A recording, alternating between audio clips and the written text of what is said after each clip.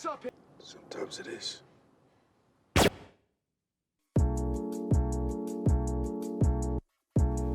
Halo guys, kembali lagi bersama kita di channel Reels, channelnya para lelaki sejati dan wanita imut selalu tercakiti, part 2. Gimana kabar kalian? Masih suka ngirup penutup tangki bensin motor? Emang apa sih nggak boleh? Sombong amat. Di video kali ini, kita akan mengulas tuntas tanpa batas film yang dirilis tahun 1999 yang berjudul Ghost Dog: The Way of the Samurai. Wow! Film ini disutradarai oleh Jim Jarmusch. Si Kang Jim ini benar-benar direktur favorit saya nih. Ya karena semua film beliau benar-benar out of the box. Karena alur ceritanya begitu simple tetapi sangat-sangat eksklusif, ekstrakurikuler, the one and only, very good, so nice, and everything is so beautiful. Dan yang karena saya sudah sangat banyak menonton film ini, karena saya gak punya kerjaan dan waktu luang yang sangat banyak, atau lebih tepatnya itu pengangguran. Berpikir kalau film action yang bagus gak harus yang banyak actionnya, ledakannya, atau aksi-aksi spektakuler eksklusifnya. Film ini sangat keren menurut saya, ya karena benar-benar menampilkan keadaan sesungguhnya di dunia nyata, tanpa ada tambahan action yang berlebihan yang tidak mungkin terjadi di dunia nyata. Itulah yang membuat film-film garapan Kang Jim bagi saya sangat spektakuler. And so, semriwing! Oke, tanpa banyak buasa-buasi, kita langsung aja ke filmnya. Let's roll the reels. Wow, wow.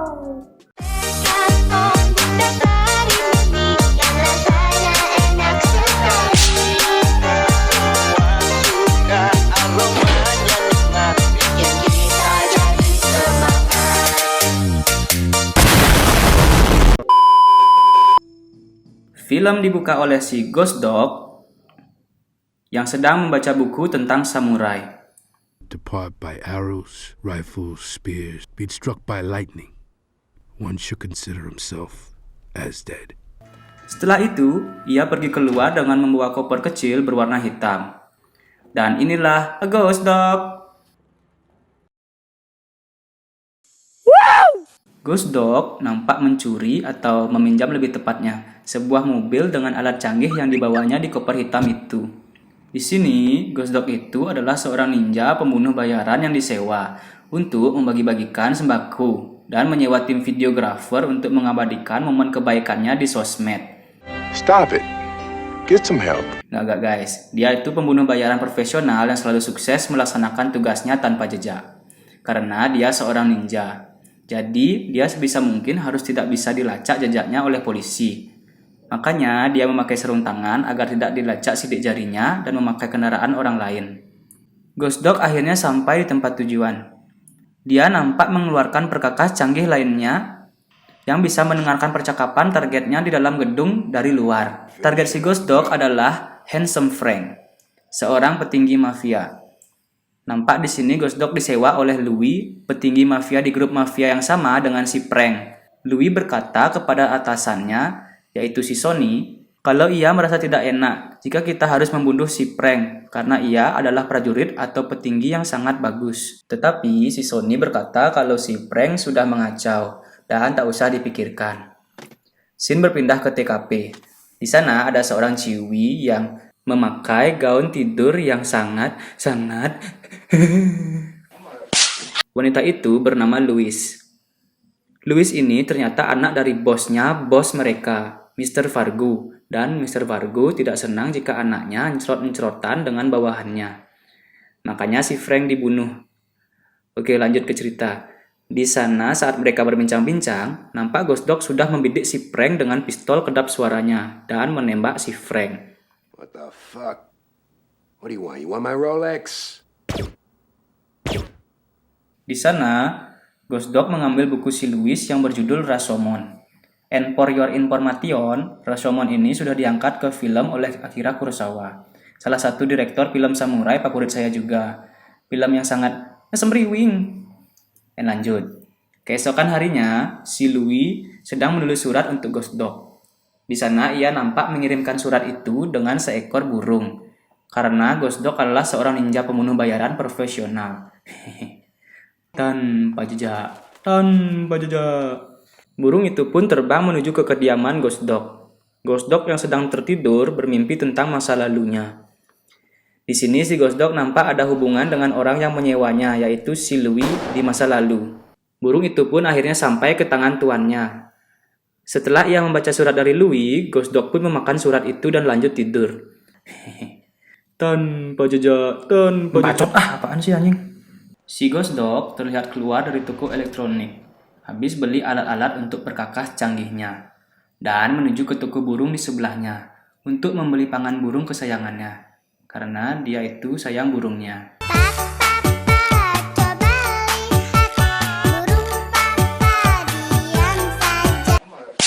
Nampak Ghost Dog itu sangat dihormati oleh orang-orang berkulit hitam di lingkungannya. Sin berpindah ke Louis dan gengnya menuju ke markas untuk meeting. Nah, ini nih yang buat saya suka sama film-film garapan Bang Jim. Di scene ini nampak si dari si Frank yang dibunuh di awal oleh Ghost Dog. Dan mereka sudah mengetahui kalau itu ulah anggota mafia mereka sendiri. Tapi nya berkata, They whacked him. What are you gonna do? mereka tidak bisa berbuat apa karena mereka tahu kalau ada anggota yang mengacau. Mereka sudah tahu pasti apa konsekuensinya di lingkungan mafia. Dan nya di sini sudah sangat mengerti hal itu. Scene ini benar-benar natural, tidak lebay dan realistis. Louis dan Johnny akhirnya sampai di tempat meeting dan bertemu dengan tetua atasan mafia mereka. Di sini mereka membicarakan tentang DPR membicarakan untuk membunuh si Ghost Dog karena Ghost Dog membunuh anggota mereka si Handsome Frank, yang pada dasarnya merekalah yang membunuh si Frank. Apa sih? Tetapi si Louis berkata kalau selama 4 tahun belakangan ia telah menyelesaikan kurang lebih 12 tugas dengan sempurna tanpa jejak, seperti hantu, dan mengatakan kalau Ghost Dog adalah aset yang sangat berharga. Karena Louis diancam akan dibunuh juga kalau tidak mau melakukan itu, ia yang ketakutan pun memberitahu tentang si Ghost Dog. Tetua mafia agak heran dan bingung saat Louis bilang ia tidak tahu rumah si Ghost Dog dan ia hanya mengontak si Ghost Dog melalui seekor burung. Burung? Mereka yang kebingungan pun berkata kalau kasih tahu aja ciri-cirinya. Louis akhirnya menceritakan bagaimana ia bertemu dengan si Ghost Dog 8 tahun lalu. Di flashback ini, terlihat Louis menolong Ghost Dog muda yang dikeroyok di jalan. Louis juga berkata sejak saat itu setelah kurang lebih 4 tahun berlalu, Ghost Dog datang ke rumahnya dengan seekor burung merpati di bahunya dan mengatakan kalau dia berhutang budi kepada Louis dan mereka akhirnya membuat kontrak. Itulah terakhir kali si Louis bertemu si Ghost Dog lagi. Ghost Dog di sini memiliki prinsip seperti seorang samurai. Karena ia senang membaca buku tentang samurai, ia menganggap kalau Louis adalah tuannya sama seperti samurai. Dan jika samurai tidak mempunyai tuan, mereka itu disebut sebagai ronin atau samurai tanpa tuan. Ghost Dog nih the next level wibu deh rasanya. Dan setelah Louis bernegosiasi dengan memberitahu kalau Ghost Dog adalah seorang profesional, membunuhnya itu akan sangat sulit dan berbahaya, para tetua tetap akan membunuhnya bagaimanapun juga, karena prank anggota mereka sudah dibunuh olehnya. Aduh, orang ngerti dah. Scene beralih ke Ghost Dog yang sedang berlatih di atap rumahnya.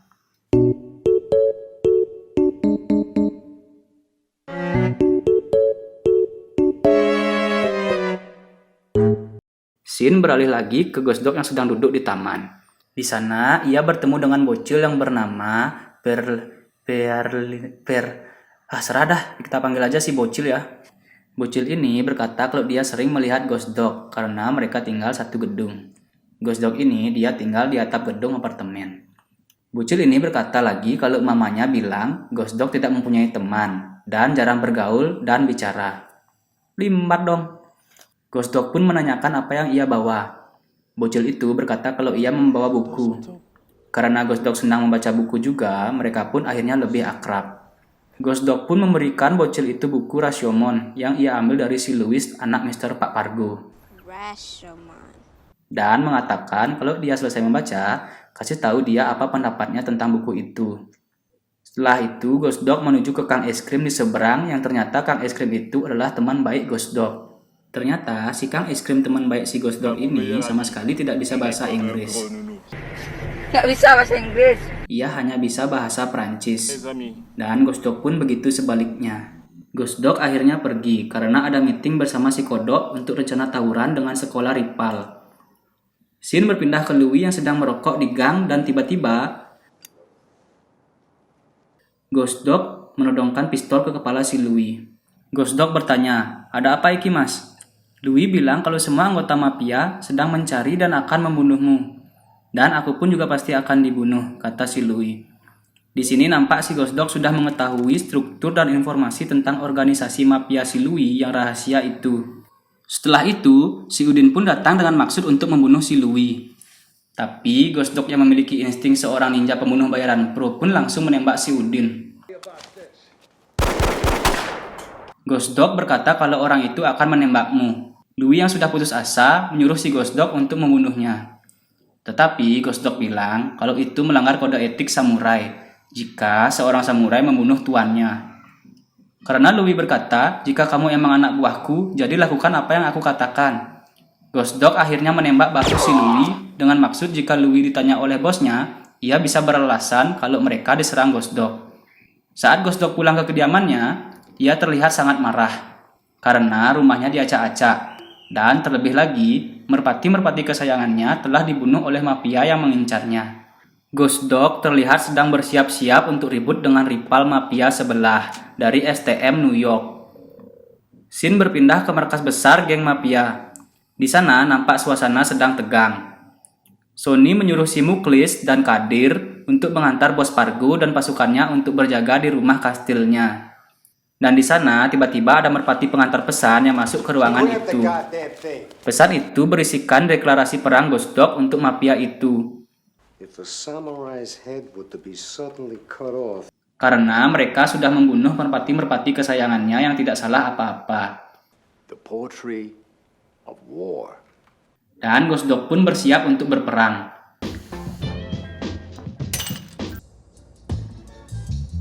Keesokan harinya, ia mengganti baju dan mengganti deka mobil yang dicurinya. Ghost Dog akhirnya sampai di rumah bos Pargo. Di sana ia sudah siap di posisi untuk menembak dengan sniper. Tak lama kemudian, bos Pargo pun akhirnya datang. Saat ia akan menembak, terdapat burung yang hinggap di snipernya. Karena Ghost Dog yang pecinta burung, ia pun sedikit terkesima, yang akhirnya membuatnya gagal menembak Mr. Pargo dan membuatnya menjalankan rencana keduanya atau plan B-nya, yaitu terobos langsung lurus. Terobos aja lah anjing ah. Ghost Dog berhasil masuk ke dalam kastil. Saat itu, si Ghost Dog langsung sikat miring agak lurus dikit kedua penjaga di depan dan langsung menuju ke dalam kediaman bos besar. Dan dengan mudahnya, ia menumbangkan penjaga di dalam rumah Mr. Pargo.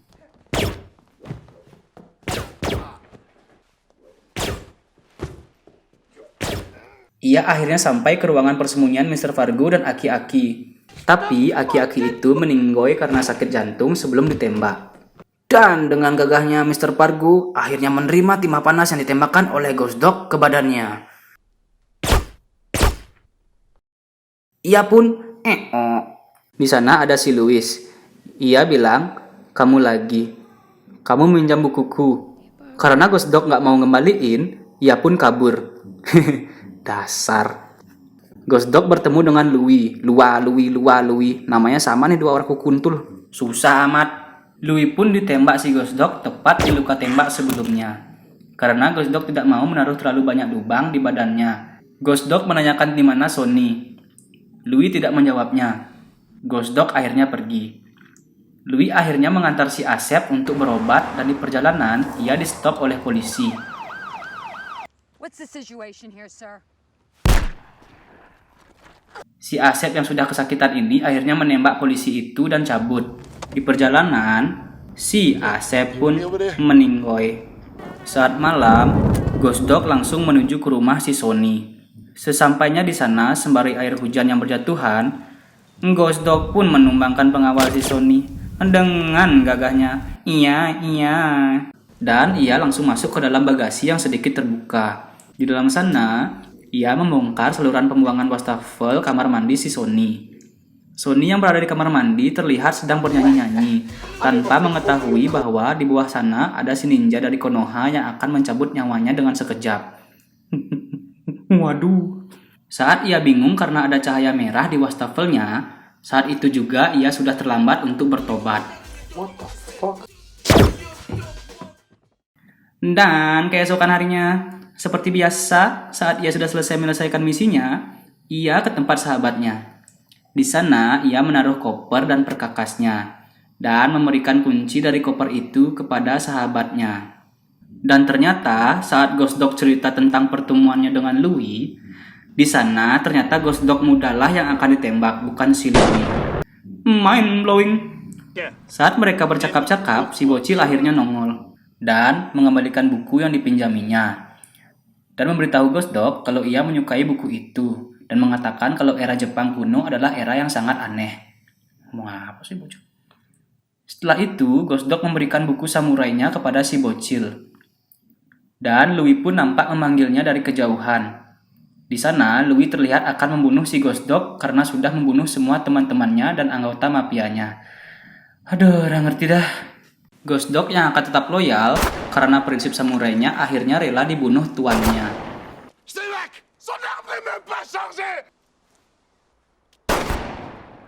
Dan di saat terakhir, Ghost Dog memberikan Louis buku Rashomon itu dan menyuruhnya membacanya sesekali. Jika sudah selesai membaca, ia menyuruhnya untuk memberitahukan pendapatnya kepada Ghost Dog.